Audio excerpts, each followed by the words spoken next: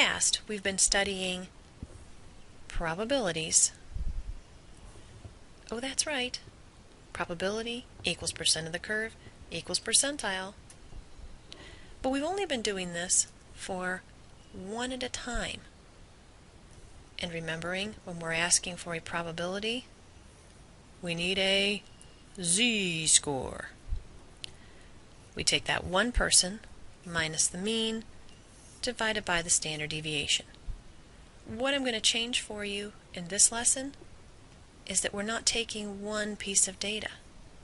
We're going to change this part. Takes us to what's called the central limit theorem. What it's saying is the sampling distribution of sample means has a mean equal to the population mean. What? If I take a sample and find its mean, and then I take a different sample and find its mean, and another sample and find its mean, and another sample and find its mean, and another sample and find its mean, and another sample and find its mean. Okay, you get the idea. If I take the average of all of those, that will give me the mean of the sample means, also known as mu sub x bar. Well, what this is telling me right here is that if I took my normal distribution, don't try this at home, I'm a trained professional, just not an artist, that if I take the mean of the sample means, my graph might be skinnier, but the mean should be in the same spot, with a little artistic license. And down here at the bottom, this right here is called the standard error of the mean. Doesn't mean that you made a problem or you made an error. It's just the standard deviation of all of my dots above. The standard deviation of the sample means. As far as what do you need to do with it, you take your standard deviation and you divide it by the square root of n. Let me show you what I mean. In the first part of the central limit theorem, we know that mu sub x bar should equal mu because of the lovely picture I drew, which means that in this example, if mu sub x bar is 85, then the mu, the estimate for the mean of the population, should also be 85. And for the standard, if we have the standard deviation of the population is 9, but this was created from a series of samples of size 100, my normal distribution would look like this, but a sampling distribution is going to be skinnier because it's the average of the means. And since we know from the empirical rule that the bell curve, with some artistic license, is brought on by these standard deviations, we know that this is going to be cut up. So my formula would tell me sigma sub x bar, meaning the standard deviation of my sampling distributions, is sigma, which was 9, divided by my square root of n, which was 100. 9 divided by 10. My sampling distribution standard deviation is 0.9, much smaller than for the population, which was a whole 9.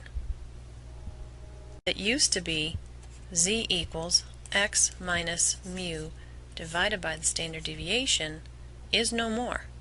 It becomes x bar minus our sampling distribution mean and our standard error of the estimate. What?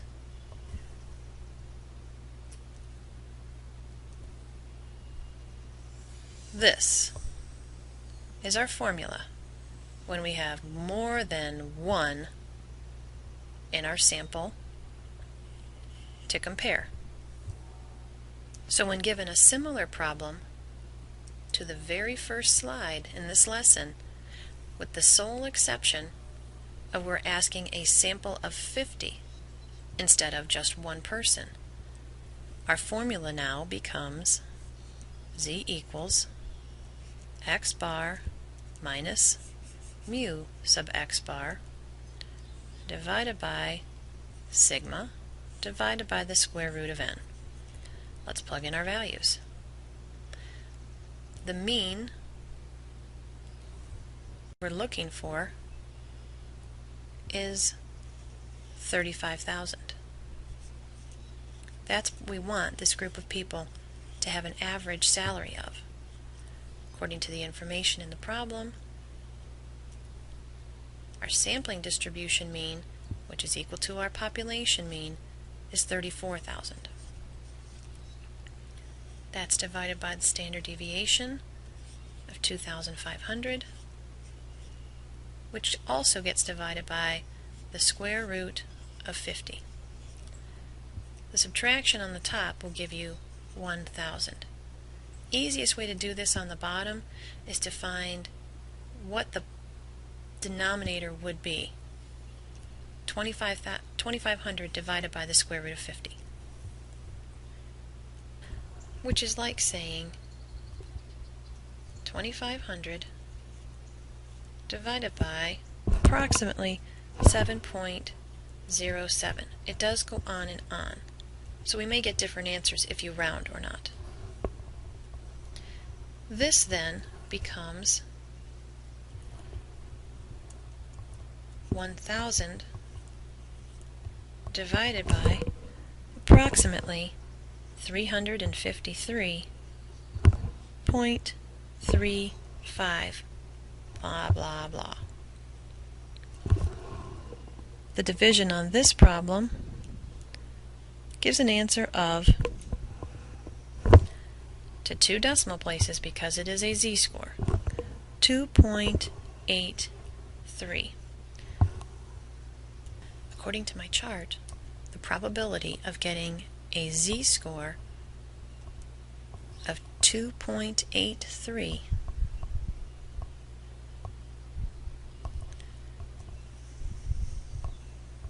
is 0.9977. So since we're looking for a probability, 0.9977. But wait, there's more.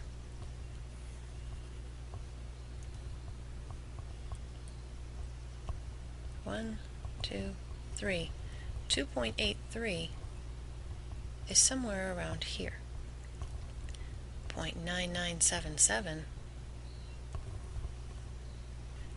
is all of this. But read your question carefully. It says greater than. So 9977 is not what I want. I'm looking for this portion right here, which would be 1 minus 0.9977. So the probability in question, 1 minus 0.9977, is a really, really small number, also known as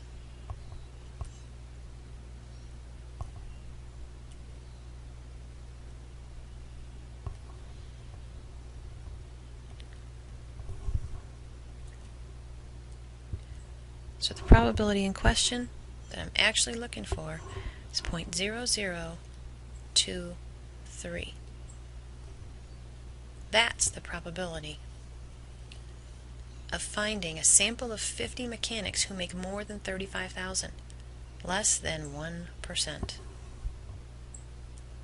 We've seen this problem before also, but in this scenario, with body temperature, we're looking for a sample of 36 who have an average temperature less than 98.3. Because we're taking a sample of more than one person, we'll use this formula. Plugging in the appropriate values, X bar is what we're looking for, 98.3.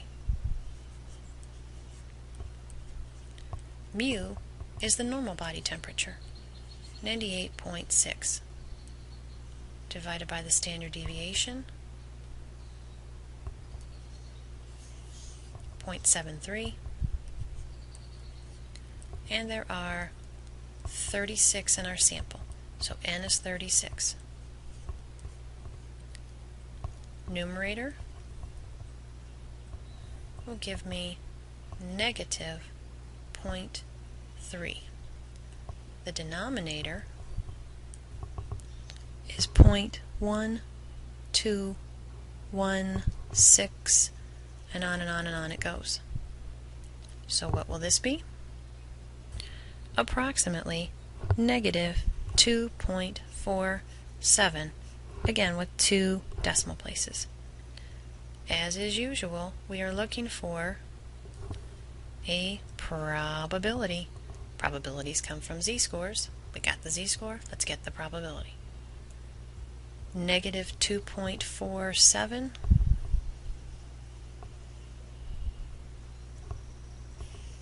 is 0.0068.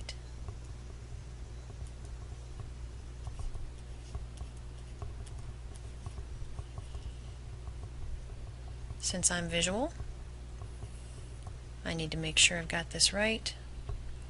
Here's my mean, negative 2.47 would be somewhere around here.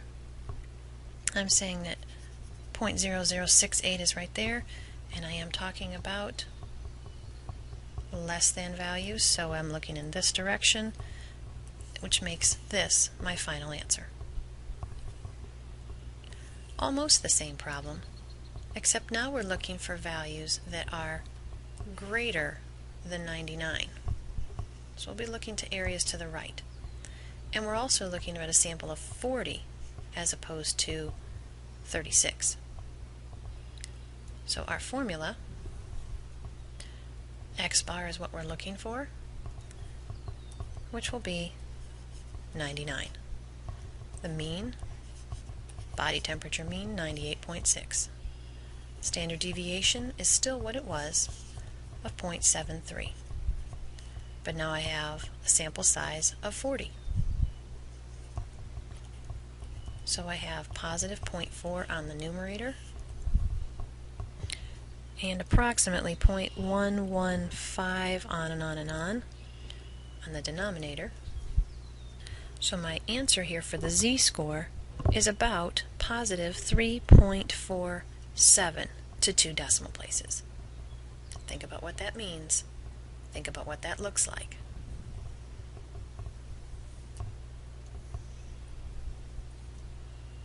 Mean, 1, 2, 3 standard deviations. We're talking about this teeny tiny bit. And let's even clue in where it says greater than. We're looking for numbers that are going in this direction. It's going to be pretty small, but let's go find it. 7. 0.9997 is our value. But remember, 0.9997 is to the left. We're looking for the right. So we would subtract that. I'm going to do that one in my head. 0.0003. That is the probability of finding a sample of 40 adults having an average body temperature more than 99. I'm assuming that this is a sample of people during a non-flu season.